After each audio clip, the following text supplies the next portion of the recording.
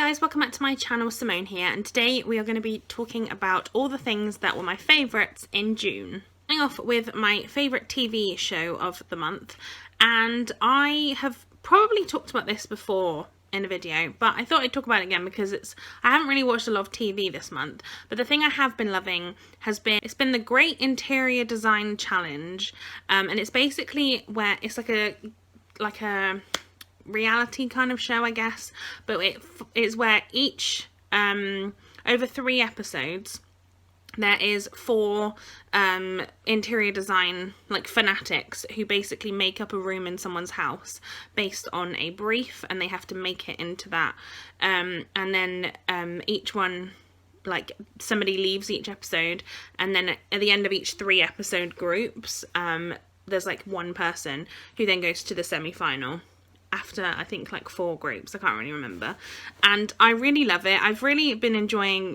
getting some hints and ideas about interior design. I just find the whole thing really fascinating, and I can't even understand how some people come up with some of the things, because I think it's really interesting, really cool, and I just have really enjoyed watching that. And I think all of them are so talented, and there's been some rooms I've not loved so much, but there have been some really great rooms as well. Next up is my favourite YouTuber of the month, and I have really enjoyed watching Anna from the channel Anna Sacconi, and that is her name. Anna is somebody who I watched a long time ago, and I first found her channel because she is one half of the husband and wife couple, the Sacconi Jolies, who have 4 children and 6 dogs, I believe, and they have had daily vlogged for a really long time, and I used to watch them all the time. Her and her husband Jonathan have 4 beautiful children, and I really just love watching what they get up to. I love the things that they talk about and the things that they do, and then Anna stopped her channel, I think it was a year or so ago, because she got a lot of hate and a lot of negativity whenever she posted a video. She was constantly getting people were ringing up her house and were ringing the social services on her for her children and things, and it was just getting to be horrendous. And so she stopped her channel. They carried on doing the family channel, but it wasn't as intense. It wasn't every day.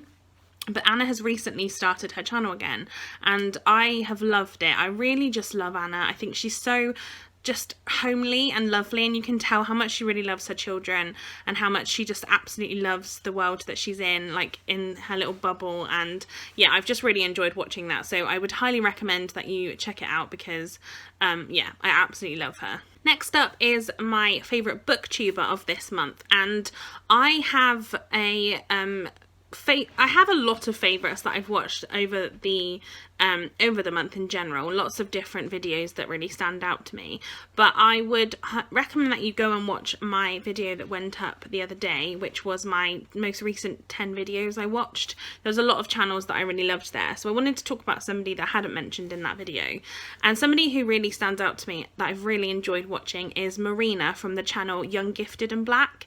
I love Marina's channel. She's like a breath of fresh air for me. She's something completely different than I've seen before, because she has such a different taste in books.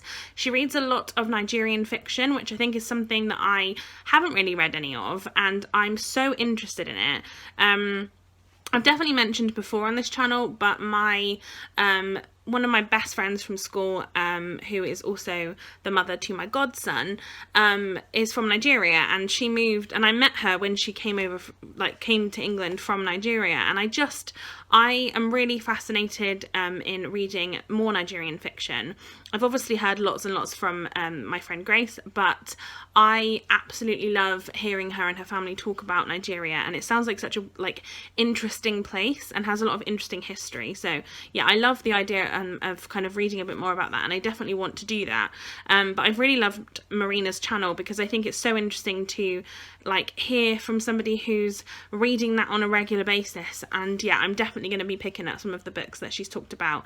But I absolutely love Marina's channel, and I would recommend that you go and check it out. My favourite book of the month, without a doubt, has to go to Breakfast at Bronzefield by Sophie Campbell. I was actually sent this book by the author herself, who reached out to me, and I absolutely loved this book. This is a non-fiction book that follows Sophie Campbell's life at one of the world's most notorious prisons, Bronzefield, HMP Bronzefield, and it's basically about her life in prison.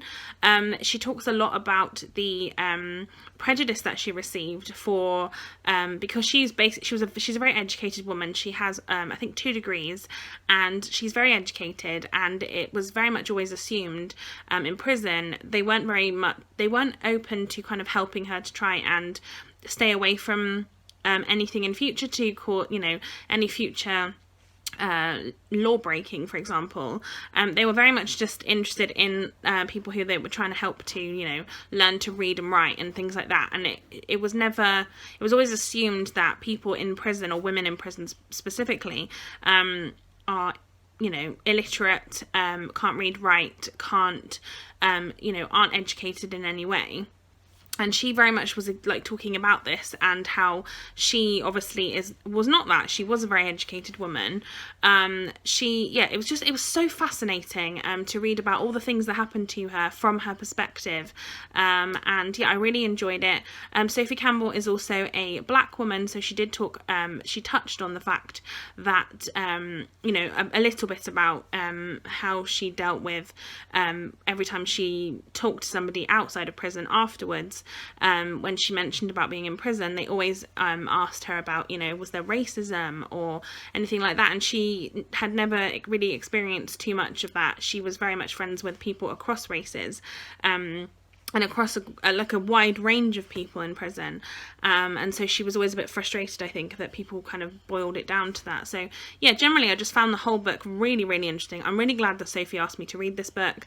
It was a 5 out of 5 stars for me, and I believe it's self-published as well, so I would recommend that you go and check it out and support her, because yeah, it was such a great book, and I'm really glad that I read it.